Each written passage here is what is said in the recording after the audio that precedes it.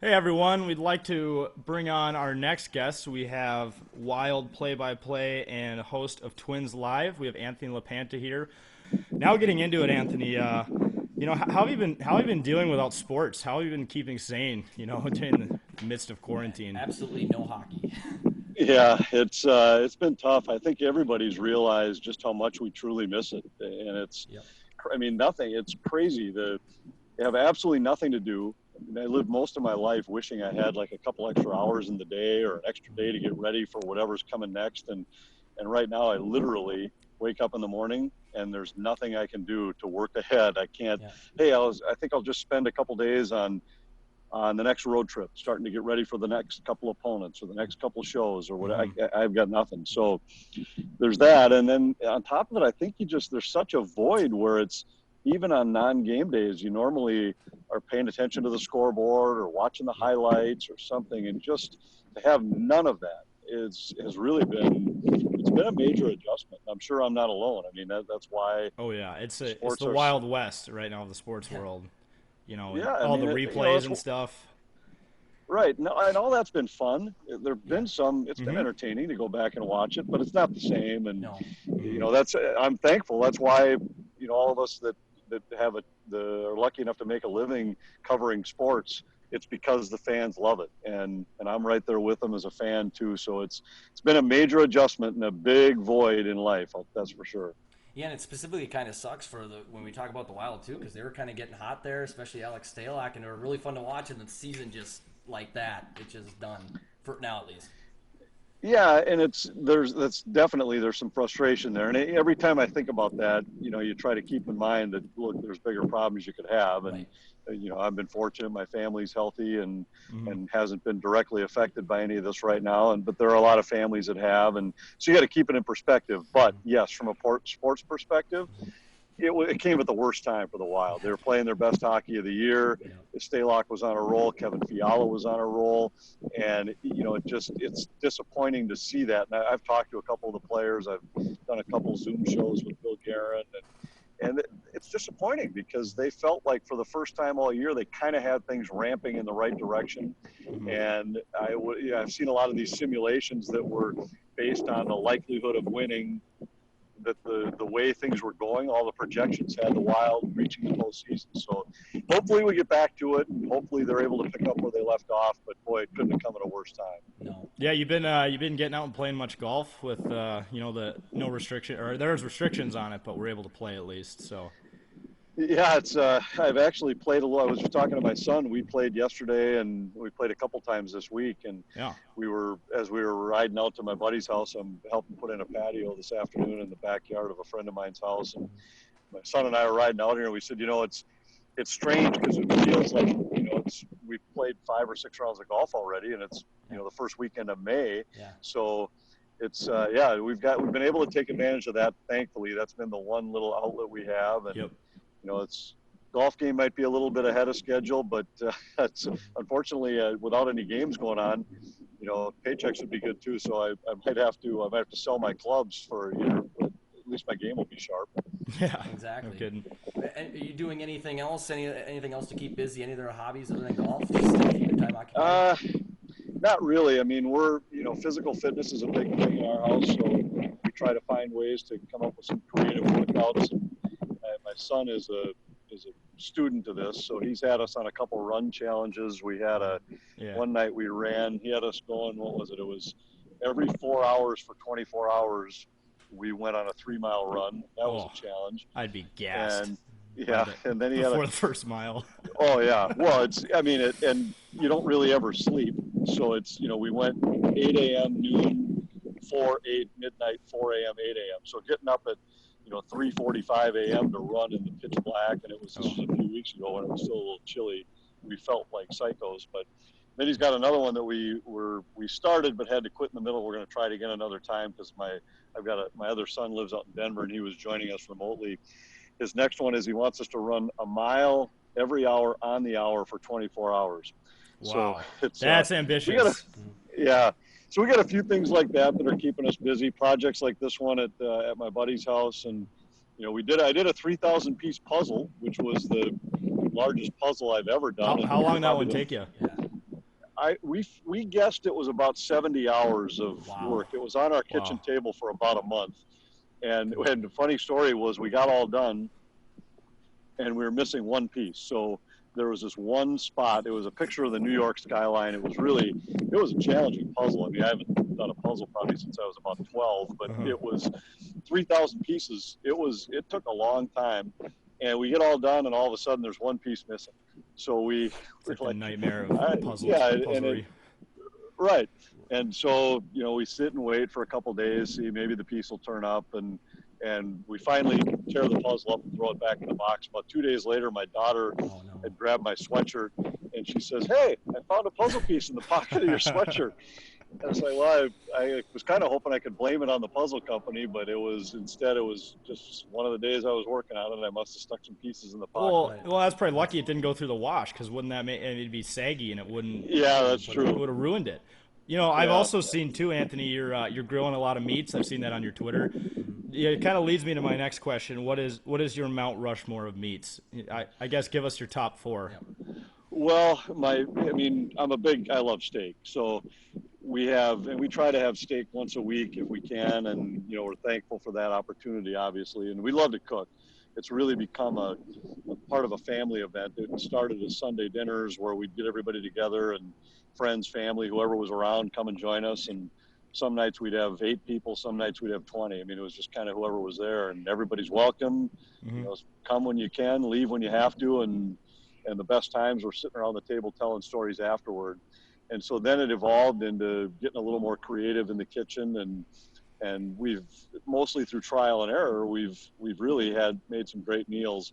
My favorite steak is an akiyushi cut. It's basically the same cut of meat as like a Kobe or a Wagyu type steak is, but it's not from the Kobe region, so they don't call it that. It's akiyushi. It's made here, it's here in the States. They're bred. Unbelievable steaks. They're the akiyushi ribeyes are really good. The akiyushi strips, I think, are kind of the best of both worlds. They have kind of ribeye flavoring, but the leanness of a New York strip. So that's our go-to steak.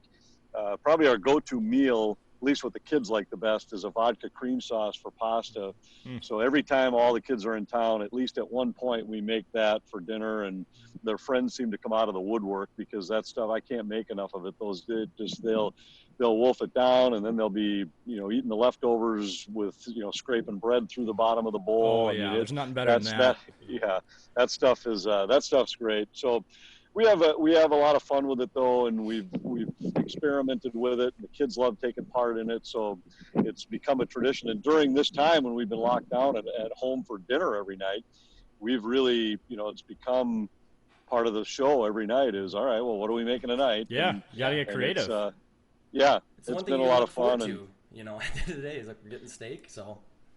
Yeah, exactly. And I don't know we'll see what the crew does here tonight. Normally I got this crew of guys that I used to coach that whenever there's a big project, whether it be my house or in this case, a buddy of mine's house, hey guys, we got some work to do. We need the A crew, and they're awesome. They're all 24, 25 years old now, but here they are helping and spending their Saturday with me. And yeah, and usually the trade-off is a hot meal, so we'll have to we'll see what they're hungry for at the end of the night and head back to my place. Hey, if you're paying in steaks, you can just give me a call. I'll come work for you.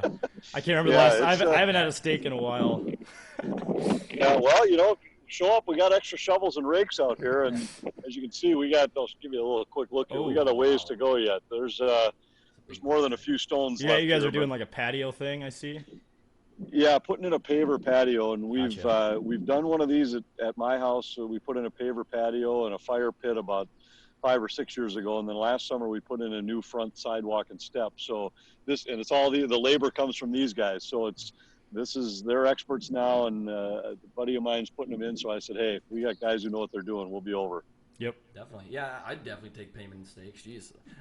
I saw a tweet that you had referring to Kevin Fallness and like a toilet grill. What was that? Yeah. Well, Kevin Fallness he's been begging for an invite to dinner at my house for about 8 years. Add him on the list. And I've refused to put him on the list. I said, you know what? We have standards, so we'll invite any of the neighbors. anybody with taste, anybody with style, anybody with class. A heartbeat Kevin as doesn't well. quite fit for that. Right. Yeah. So he's been begging for an invite, and it's kind of become a running joke that he hasn't been invited, and he's about the only guy that hasn't. And so he keeps he's pimping me all the time to, hey, let me come over for dinner. We're friends. And so we have a little bit of back and forth where he's a radio guy, and I keep telling him that, like the old song says, video killed the radio star. I mean, there's a reason why people watch TV now instead of listen to the radio. Yep. And then, he shows up for work at the XL Energy Center, and he looks like he's ready to clean his garage. He's wearing like dumpy sweatshirts and stuff. And I was like, look, I mean, I don't care if you're on the radio or not, you're coming to work. Dress the And part. so I give him grief for that. So then, that's kind of where it all started. He makes fun of me for the fact that, I post on Twitter that, hey, look, here's what we're having for dinner tonight, great steaks. And so then he took great pride in a storm maybe, I'm going to say it was maybe 4 years ago. A big tree fell on my grill and crushed it. Oh, no. And it was bad. But so he keeps posting that picture every time as like a comeback to me saying you're not invited to dinner. He posts this picture of a tree laying on top of my grill that was not great. I mean, I had to go replace the grill. We cooked up on the grill probably 4 nights a week. Right, yes. Not to mention that, I was on the road at the time, so I was just happy the tree didn't fall on my house. I mean, I hated the grill going, but at least it was the grill and not my kitchen. And so he keeps posting that. So then I just posted that, well, here's a picture of your grill. I mean, no tree would come close to that thing. I mean, so. I mean, it's pretty, it's a pretty ingenuitive thing. And for those of you at home, it's a toilet, and there's like a grill top, and the charcoals are in the toilet. Yeah. And then in the back of the toilet, there's a tank with ice, and there's like beer in the back. I mean, right. And so not you the can, worst you can go invention. to Fallness's house. You can grill hot dogs on the toilet grill and, have a couple beers, or you can come to my house and have an Akiyushi steak, and, we'll probably have a good bottle of wine, and, there's plenty of beer in the fridge too if you want, but we have some Italian reds that go well with the steak. And so I don't know if did I see that, is Fallness going to be a part of this with you guys at some point? He's coming on at 3, so we'll have to bring that up. We'll definitely have to talk about it. Yeah, ask him about it, see what he thinks about the toilet grill. Yeah. Well, is it vice versa? Has he ever invited you over to his house for dinner? Yeah, how does that work? No, but I would never go. Okay. I've got higher standards than that. I mean, I think I'd stop at a chili dog stand on the street corner in downtown Minneapolis before I'd go to his house. Oh man, the beef between the video and the radio guys is real, I guess. Yeah, we call it radio irrelevance for him, but gotcha. We'll see. So Anthony, one of our favorite stories here at 10,000 Takes, I think it was one of the first blogs I ever wrote, was back in the day. You guys were doing Twins Live with Bert. You were with Bert Blyleven. And Bert did not know that you guys were live. He may have dropped the F-bomb a few times on accident. It's one of our favorite stories here. And you kind of just kept going with your party. He said the words and he goes, oh, I see we're live. And you're like, yeah. And Maurer went 7 for 10. So like, what was that whole ordeal like from your stance? Because I'd imagine it was a fight or flight type of like do I point it out or do I just keep going? What happened on your end? Yeah, it was uncharted territory to say the least. We were in New York. We were at Yankee Stadium on a Sunday afternoon. And I was filling in for Dick Bramer doing the games on television for that series. And so we had done the Friday night game, the Saturday game, and now it's Sunday afternoon. And in Bert's defense, most of the other days we had pre-taped the first segment of our open because we would usually time that to be over the national anthem. Mm-hmm. For Sunday, we had pre-taped what was the second segment, and now we were doing the first segment live.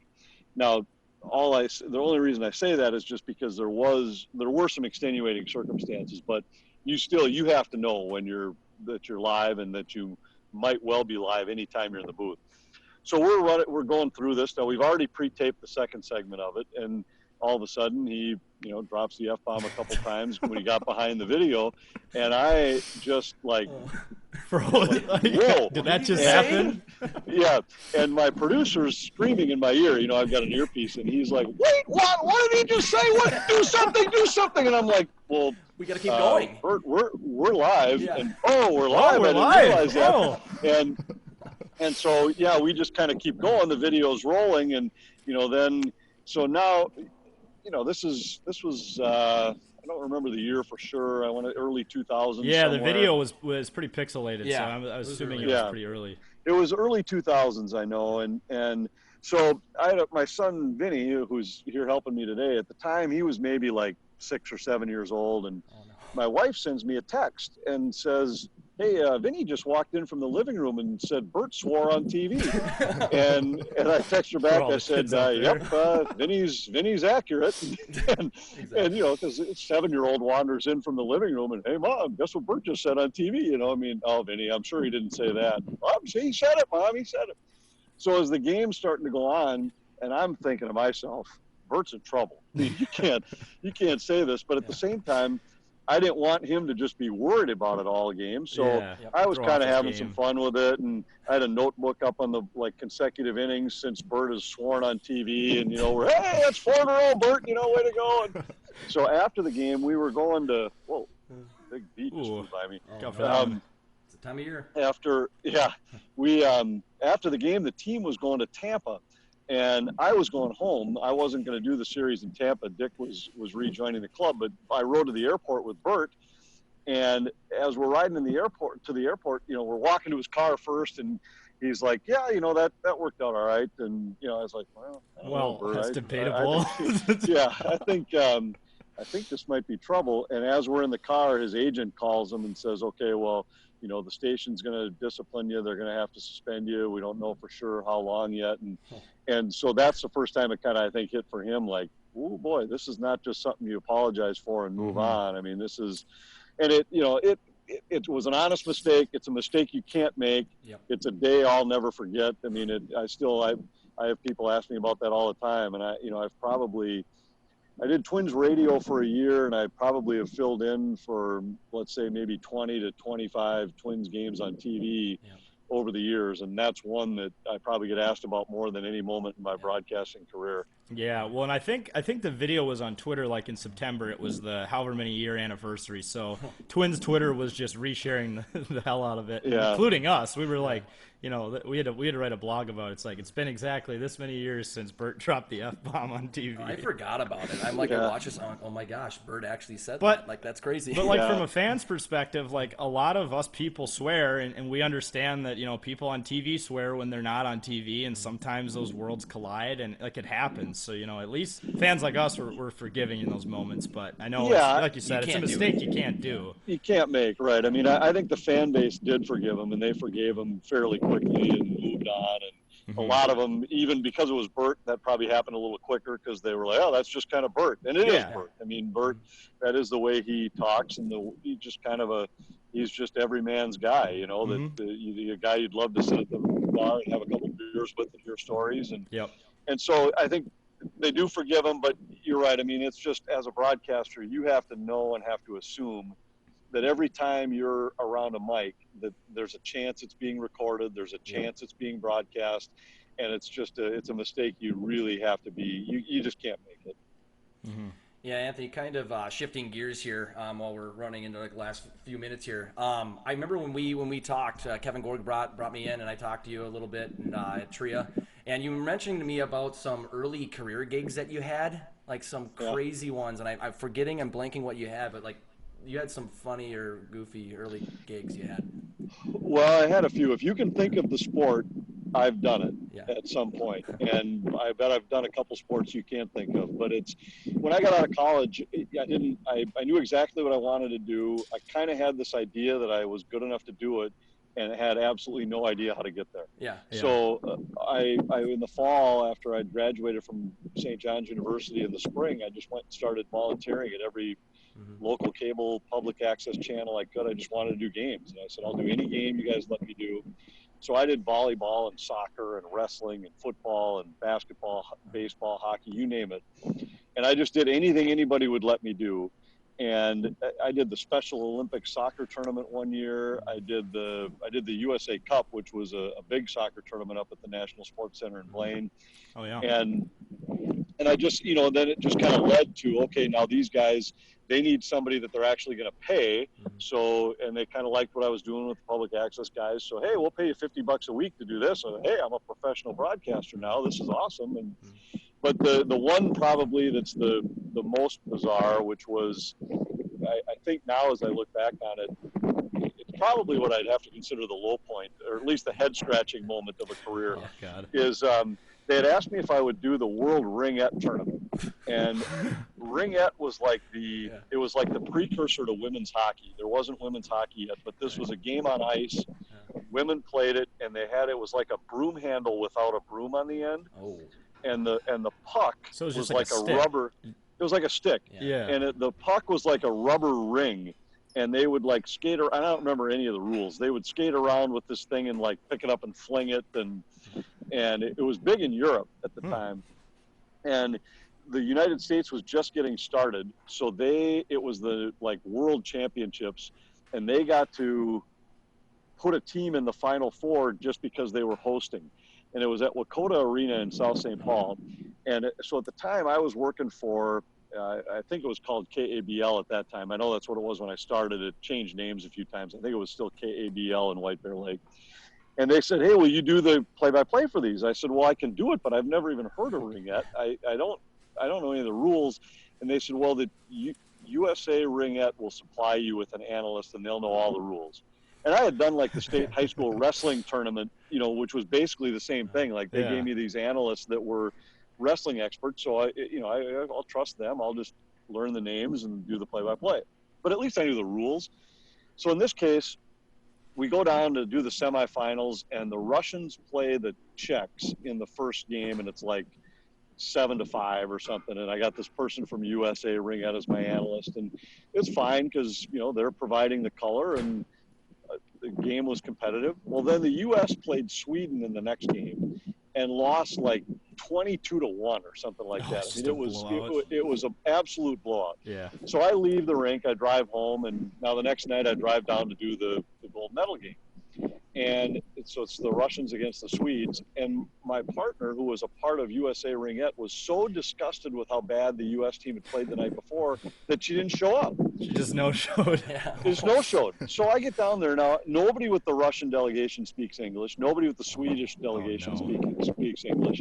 So I'm, trying to get their lineups and name pronunciations, and I still don't really know any of the rules. I mean, I knew they got a point when the ring went in the net, but I mean, whistles would blow, and I'd be like, "You got me. The other team gets the ring." I don't know. And so I remember driving home that night thinking, I had aspirations of like calling Stanley Cup playoff games. Yep.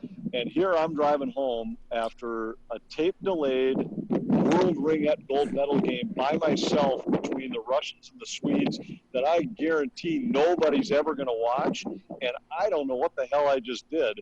And I remember going home thinking, you know what, maybe this just isn't quite the career for me. But that was the only night, like, in my whole life where I really honestly thought, I wonder how I'm ever going to get where I thought I someday might get. And hey, I'll tell you one group of people that were definitely watching that, and those are the degenerate sports gamblers. I guarantee you had a few viewers who had some money on the ringette. That sounds like something fun to it wasn't even live. It was on tape delayed. I mean, it was like it was like I can't figure out who possibly would have watched that thing. Yeah. I remember just all the times you're doing these games, and you're like, I think if you see that Hornet thing just plunk into the side you've had quite the bees. Yeah. I mean, it just, even when you're doing a high school hockey game, even though it's not the Stanley Cup playoffs, it's still hockey, so you're still calling the game. And this night was the one night when I can remember like getting home and just thinking, I don't know, I can't imagine that the guys that Al Shaver used to do these games on his way to doing Minnesota North Star games, or that Doc Emmerich's out calling world badminton titles to get ready. But it's part of the process. Look where you are now. I mean, that's a great story though. Yeah, it's amazing. Now it's a good story. That night it was a it was a head scratching moment that night. Is this right for me? All right, Anthony, we're almost out of time here, but before we wrap this up, we got to do our signal. Oh, looks like a couple of your workers are back on the job. We have to do our signature thing here at 10,000 Takes. We have a segment called Rapid Fire where we give all of our guests a minute to answer some pretty easy would you rather questions. You ready to go? Okay. All right, absolutely. Would you rather spend the rest of your life blind or in an Olive Garden? In an Olive Garden. There we go. If you were given an I all love expenses olives. paid trip to Cleveland, would you take it? Sure, why not? Is the official term hot dish or casserole? Ooh, we just had a casserole the other night, and all my kids There it made is. fun of it. My daughter made it, so I'll go casserole. Yeah, go. yeah. If a movie was made about your life, who would play as you? Ooh, Will Ferrell. Oh, okay. Oh, yeah. I see it. Anchorman. He's the Anchorman. That's True. what they all Yep. call me. So they call me Ron Burgundy. So it's got to be Will Ferrell. Yep. Would you rather have your head the size of a tennis ball or a watermelon? Well, a watermelon.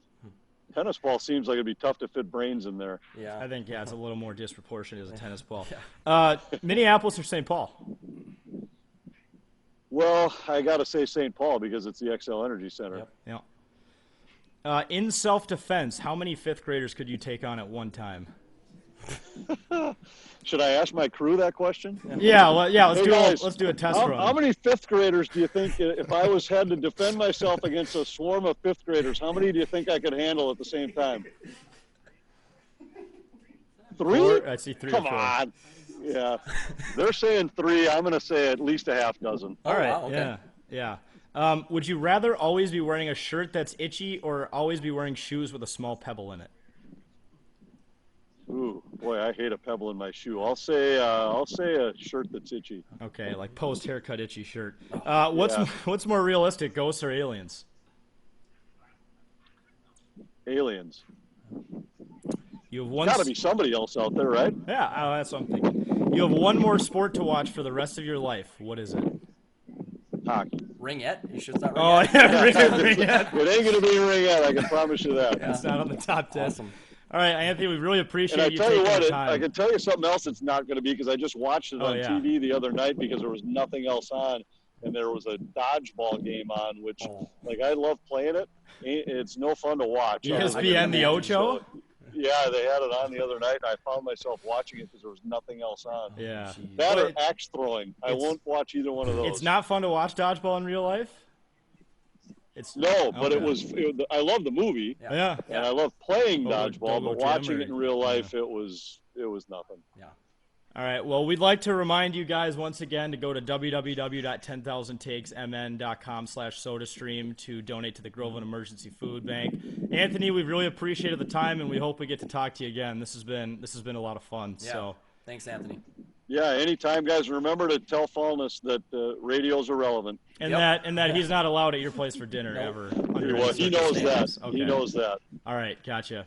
All right. And if you guys stay on the line here, we're going to be bringing PA on in a few minutes. So. Yeah, that'll be fun. All right, Anthony. Have fun with your guys' project. All right, sounds good. Thanks, guys. We'll see you Yeah, later. bye, Anthony.